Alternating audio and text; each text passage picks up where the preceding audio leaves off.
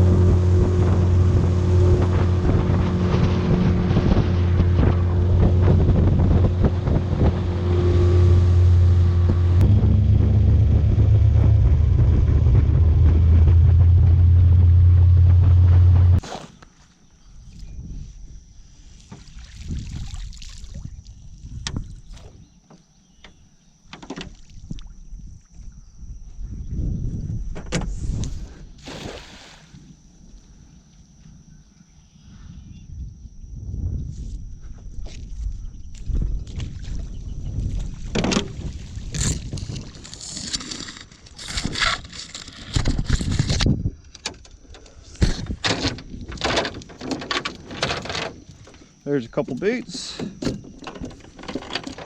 not gonna complain about that at all.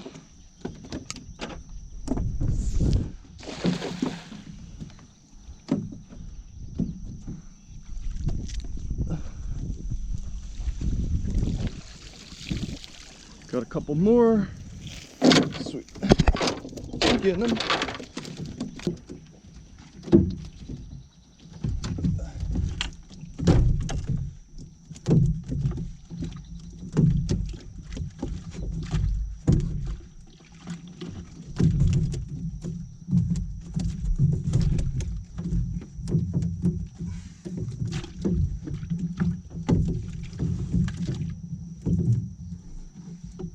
All right, guys, we got our bait. That can be a real extreme hurdle sometimes. A lot of times I have to get bait before my trip, but only took about 5-6 casts and got plenty of horse mullets, so we're gonna go off and get in our first gar spot.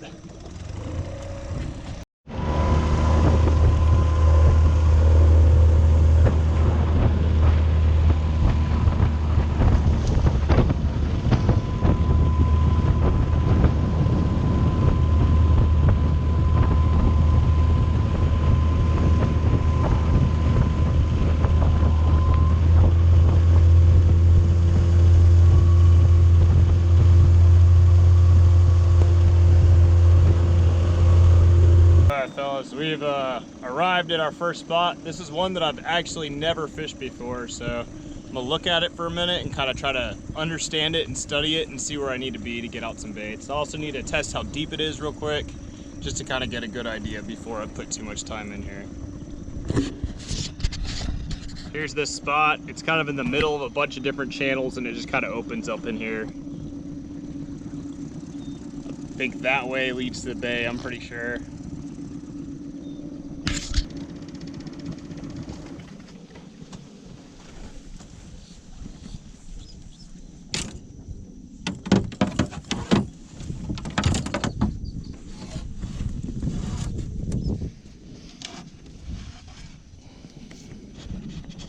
Give me a few seconds. I'm gonna go ahead and rig up a couple baits. I'll show you all just a little glimpse of it so y'all know what I'm using and how I'm doing it. But I'm gonna get a couple baits out here. Once they're on, it'll be a little easier to move into other spots and check out different stuff. So I'm just gonna sit here for probably 20-30 minutes. I got some storms off this way, but it's mostly just green on the radar. I got a rain jacket, I'm not too worried about it. So this is what I'm using today for gear. This is the Cast King Megatron, the 6,000 size with 80-pound braid on it. I'm gonna try these today and see if I can get them to get some, 150, 200-pound fish. All right, I'm rigging up, so I'm gonna try to do this as quick as I can. I know that I've shown this a lot, so I don't want to bore y'all, but just quick little overhand knot. It's super simple. Some people have trouble with this, but you're just making a knot. It's not hard. Once you get to there, you're gonna use your mortician's needle, push that through. Gonna get your bait. Put it through. At this point, you want to grab the knot that you made, pull, and you're going to go get your hook, and you're going to grab one side and then the other side. So you got to kind of open these up a little bit and you're gonna grab one side, grab the other side, twist, go under, twist one more time, go under. I'm not super happy with how long that is. I want it a little shorter, so I'm gonna switch just one more time and go underneath. And by doing that, I can lock the bait on there really well, but I can also control how long this gap is. You don't want that gap longer than about a quarter, or you don't want that gap longer than about a 1/2 inch to about 3/4 of an inch. 3/4 of an inch might even be a little long. All right, we got 2 baits. We're just gonna go pitch these on out. We're not gonna do them super far. Just a nice little pitch. At this point, I'm gonna, since these aren't bait runners, I'm just gonna lower the drag a whole bunch. And whenever I get a run, it should just kind of take off like that with no issues. Make sure the spool can't come off. Same deal with this one. Just gonna pitch it this way a little bit. It's always good to remember that you're actually fishing for, you know, bait-seeking fish, so you don't really have to actually try that much. Same deal, just make sure the spool doesn't come off, put it really low. Just gonna put that down in my boat.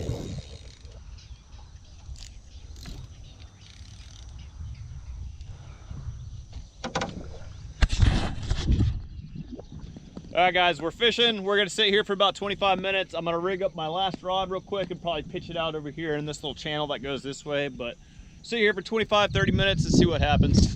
I'm getting out my little rods. This is a 3000 Cast King Valiant Eagle. This has a 15-pound braid on it. I've got a little popping cork and a croaker hook, and I'm about to stick this here little mullet on and throw them on out. All right, here's my little mullet. I'm gonna pitch him out behind my boat just a little bit. Just about right there.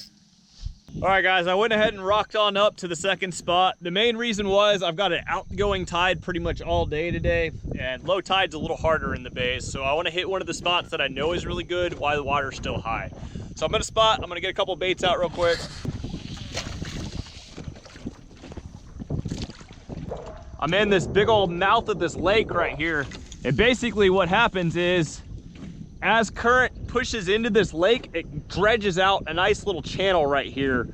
And it also brings in a whole bunch of bait and stuff. So right in the mouth of these little lake systems in the bay can be really, really good for gar.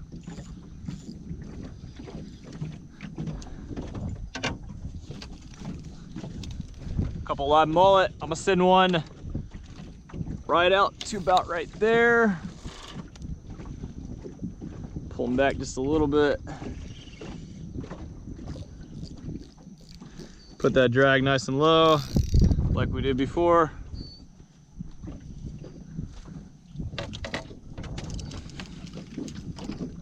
And then the last one, I'm gonna do kind of the same thing I did with the other one. I'm just gonna go this way a little bit more. I'm kind of just trying to cover up the entrance of this little lake, and any guard that are pushing in or trying to leave it are pretty much have to run into my baits. So that's what I'm going for. I was going to talk about why I was here for a minute. So right out this way, y'all probably saw when I was throwing out baits, there's a nice little channel that goes that way, and that goes towards the main bay. What happens is these channels that have current that goes through them during high and low tide, they dredge out the mouth of these little ponds during high and low tide. If you sit there where it's kind of dredged out, it's a choke point, and all the big fish that come in and out of those lakes kind of have to go by you. So if you can get on the right one at the right time, you can catch some really, really, really big fish. And we're running, guys. We got that little run. My fish is pulled over on the side of this little channel, and she's just kind of sitting there. No real way to know how big she is right now, so I'm just gonna kind of let her eat and do her thing. Here in a minute or two, I'm probably gonna try to set on her and see what happens. You can see that float right there. That gar is directly underneath my boat right now. Like literally, she's probably 2 feet underneath me. That would be my guess. Looks like she's gonna turn and go down current. Yep. Y'all see her? There she goes. She's taking off. Wow, cool.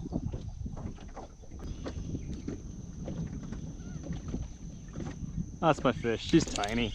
Dang it, dude.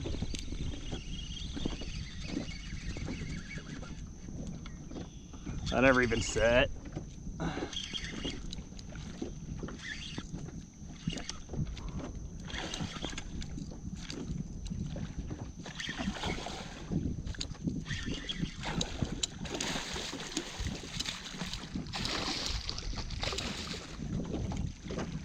pretty.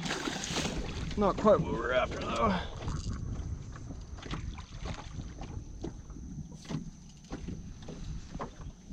Wow, she's losing.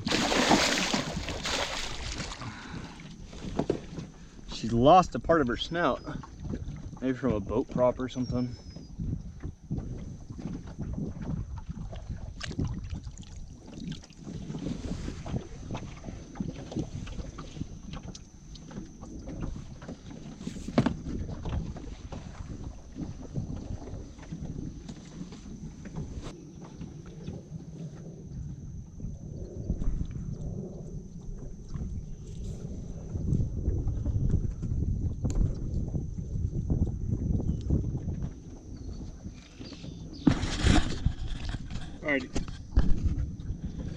Alrighty guys, there's our tag. We're gonna go ahead and get her on back.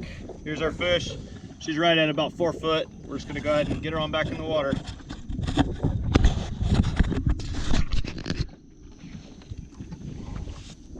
There she is, guys. Nice little 3.5 foot gar. So I'm gonna get her back. There she go. See you, big girl. All right, so I just released that gar, and I'll look behind me. I'm usually looking all around quite a bit for storms, other boats, that sort of thing. But I looked over this way and I got about a 12-foot gator coming up this channel right up at me right now. I don't think I'll be able to see it. Oh, she just went under. Wow. Okay, that's a little scary. Wanted to show you all these. They smell so good. Here in a month or two, there'll be more than these than you could ever imagine out here. All right, guys, I moved into a new spot. I'm doing the same thing. There's a channel that brings a lot of current in and out of this lake, and I'm sitting right on the mouth of it. I was sitting here, and literally 3 feet away from me, I just saw a 6-foot gar roll, and it stayed up at the top for like 10 seconds. It was amazing. So I pitched the bait right over there. Maybe it'll get it. Hopefully it does. But I'm pretty sure I should get a nice fish in this spot, so I figured I'd film a little bit.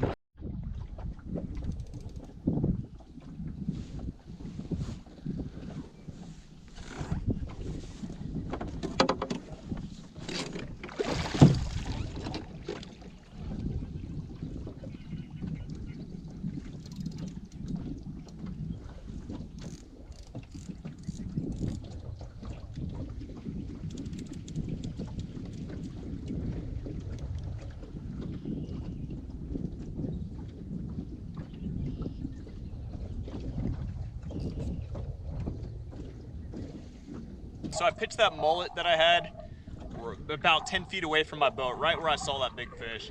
And I saw that float pick up, and she just went right underneath my boat, and now she's headed off that way. So I'm gonna give her a little bit of time, and I'm gonna try to set on her like I normally do.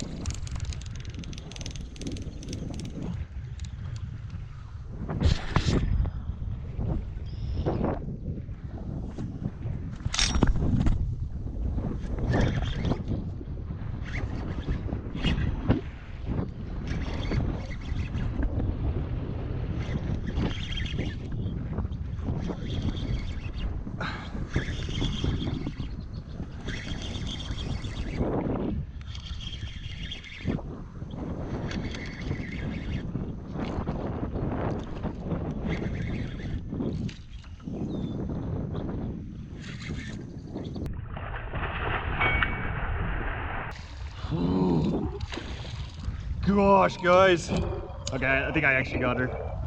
That's a good fish. Fish.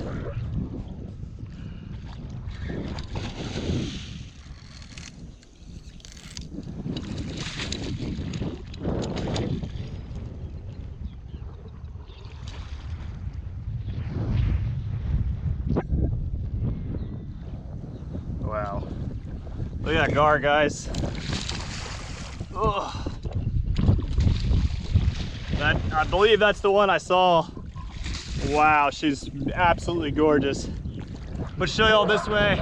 I've got a storm coming in on me right now, so I'm gonna have to do this kind of quick.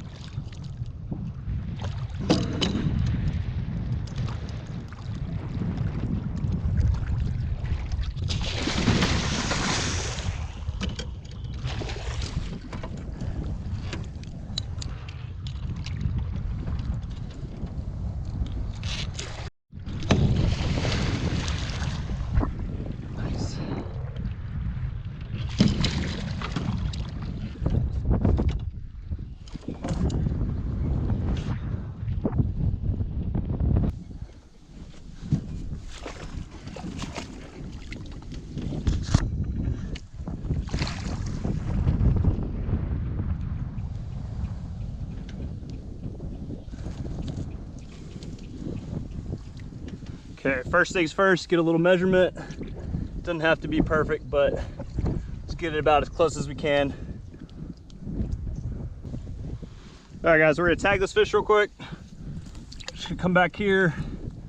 I've already got my tag number down, so I'm just gonna push.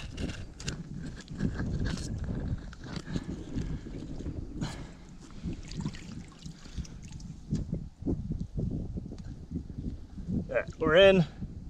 Pull it out. There we go. We're tagged. Throw my needle back. And wow, guys, that's an awesome fish. See if we can get a couple pictures real quick.